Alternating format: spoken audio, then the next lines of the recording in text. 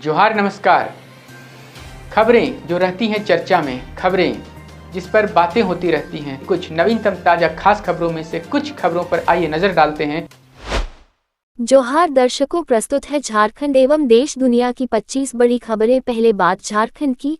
झारखंड में विशेषकर सीसीएल में घूसखोरी कितनी गहरी जमा चुकी, इसी की एक बानगी। सीबीआई ने सीसीएल की सयाल परियोजना में कार्यरत 2 क्लर्कों रमेश यादव और लोकेश कुमार को 30,000 रुपये घूस लेते हुए रंगे हाथ पकड़ा। दोनों ने सितंबर 2023 में रिटायर्ड कर्मचारी से सीएमपीएफ भुगतान के कागजात प्रोसेस करने के बदले रिश्वत मांगी थी। सीबीआई ने उनके आवासों की तलाशी लेकर संपत्ति से जुड़े दस्तावेज जब्त किए और मामले की जांच जारी है। शिकायतकर्ता का नाम अभी गुप्त रखा गया है।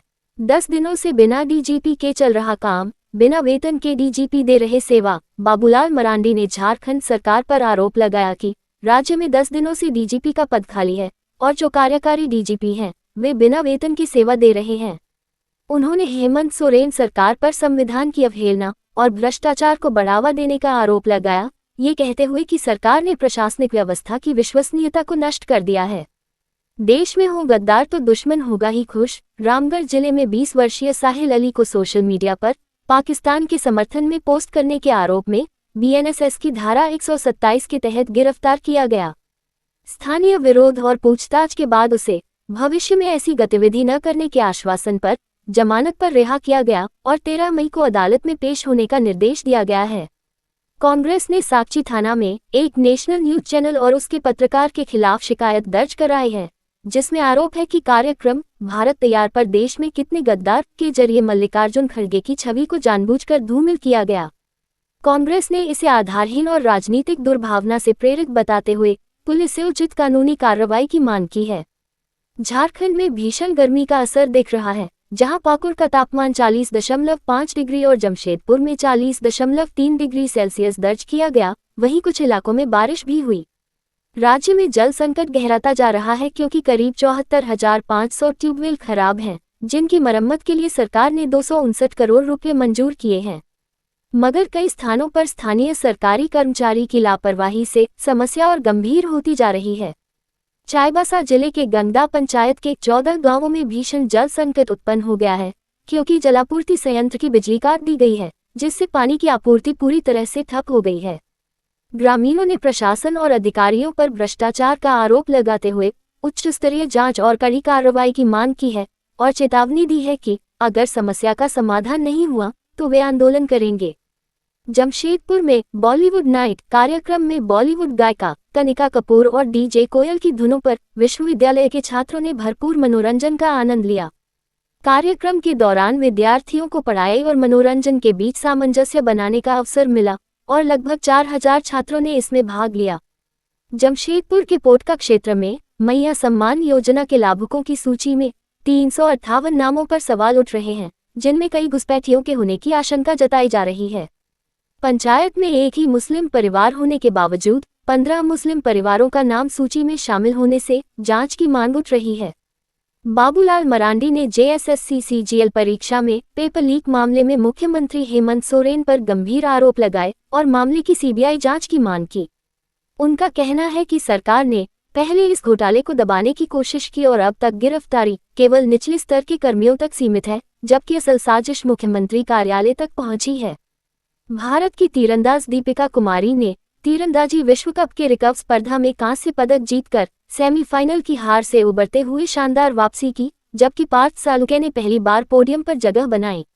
भारत ने इस टूर्नामेंट में कुल 7 पदक जीते, जिनमें कंपाउंड स्पर्धा में 2 स्वर्ण सहित मधुरा धामनगरकर के 3 पदक प्रमुख रहे। सिल्ली में आयोजित झारखंड आंदोलनकारी संघर्ष मोर्चा की बैठक में राज्य सरकार द्वारा आंदोलनकारियों के आश्रितों को 5% आरक्षण देने पर आभार व्यक्त किया गया। नेताओं ने उत्तराखंड की तर्ज पर 10% क्षैतिज आरक्षण, सीधी नियुक्ति और अन्य लाभों की मांग की। बैठक में वक्ताओं ने आंदोलनकारियों को उनके अधिकारों के लिए सजग रहने और सरकार से सम्मान पेंशन व विशेष पहचान की मांग जारी रखने की बात कही। झारखंड पुलिस मेल्स एसोसिएशन ने आरोप लगाया है कि ट्रांसफर पोस्टिंग में भारी अनियमितता हो रही है और 600 से अधिक पुलिसकर्मियों के वेलफेयर संबंधी आवेदन बिना सुनवाई के लंबित हैं। एसोसिएशन ने मुख्यमंत्री से हस्तक्षेप और उच्च स्तरीय जांच की मांग की है ताकि व्यवस्था पारदर्शी बन सके। जमशेदपुर के आदित्यपुर थाना में पुलिस हिरासत के दौरान 55 वर्षीय अनिल महतो की आत्महत्या के मामले में एसपी ने महिला सब इंस्पेक्टर अनीता सोरेन और सिपाही भीमसागर मुर्मू को सस्पेंड कर दिया है। परिजनों के आरोप और जांच में प्रथम दृष्टया दोषी पाए जाने के बाद ये कार्रवाई की गई। रांची पुलिस ने देश और आतंकवाद को लेकर आपत्तिजनक पोस्ट करने के आरोप में नाबालिग लड़के फरहान मलिक को गिरफ्तार किया है, जिसने सोशल मीडिया पर भड़काने वाली सामग्री साझा की थी। रांची के विधायक सीपी सिंह ने इस मामले पर कड़ी कार्रवाई की मांग की थी, जिसके बाद पुलिस ने संज्ञान लिया और उसे कस्टडी में लिया। चंदवा प्रखंड में बाल श्रम अधिनियम 1986 के तहत शनिवार को विशेष अभियान चलाया गया, जिसमें कई प्रतिष्ठानों और आवासीय परिसरों में निरीक्षण कर बाल श्रमिकों को मुक्त कराया गया। बाल श्रम कानूनों का उल्लंघन करने वाले नियोजकों के खिलाफ कानूनी कार्रवाई शुरू की गई है और उन्हें आवश्यक सूचनाएं प्रदर्शित करने के निर्देश दिए गए हैं।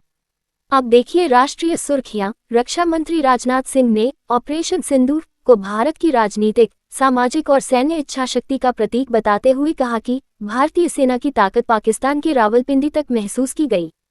उन्होंने बताया कि पहलगाम आतंकी हमले के जवाब में सेना ने पाकिस्तान और पीओके में 9 आतंकी ठिकानों को नष्ट किया। साथ ही उन्होंने यूपी में 300 करोड़ रुपए की लागत से बनी BrahMos aerospace integration and testing facility का उद्घाटन करते हुए इसे आत्मनिर्भर रक्षा निर्माण की दिशा में बड़ा कदम बताया। राहुल गांधी और मल्लिकार्जुन खड़गे ने प्रधानमंत्री नरेंद्र मोदी को पत्र लिखकर पहलगाम आतंकवादी हमले, ऑपरेशन सिंदूर और सीमा पार संघर्ष विराम पर चर्चा के लिए संसद का विशेष सत्र बुलाने की मांग की। उन्होंने इस सत्र को आतंकवाद के खिलाफ सामूहिक संकल्प को प्रदर्शित करने का अवसर बताया और ताज़ा घटनाक्रम पर बहस करने की आवश्यकता जताई।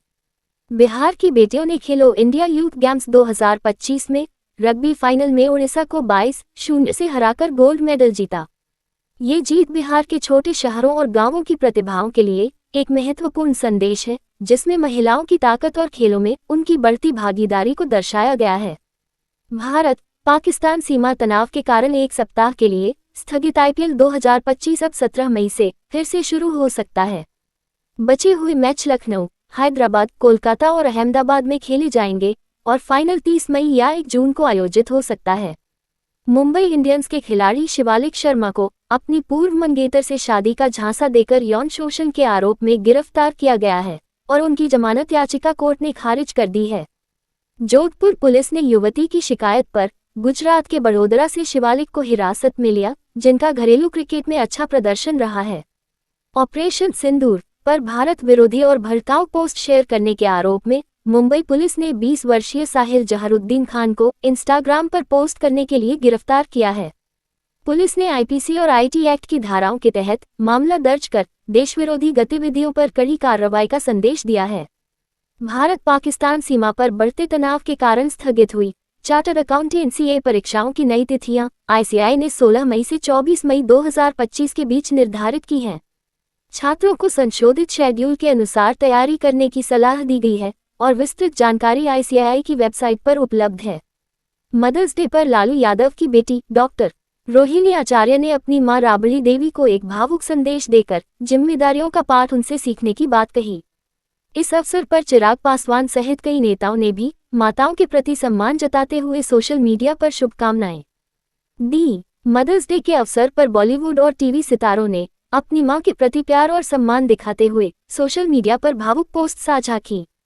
अल्लू अर्जुन, सनी देओल, अनुपम खेर और अंकिता लोखंडे जैसे सितारों ने अपनी मां और परिवार के साथ खास यादें शेयर की, जबकि नीतू कपूर ने 3 पीढ़ियों की तस्वीरें पोस्ट कर ममता का संदेश दिया।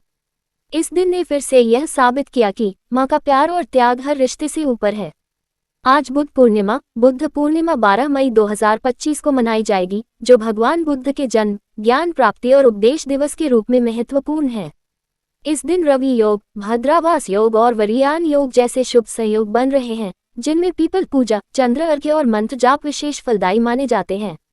तो ये थी झारखंड से लेकर देश दुनिया की 25 बड़ी खबरें। आपके पसंदीदा चैनल एस जुड़िए हमसे और पाए हर बड़ी खबर सबसे पहले।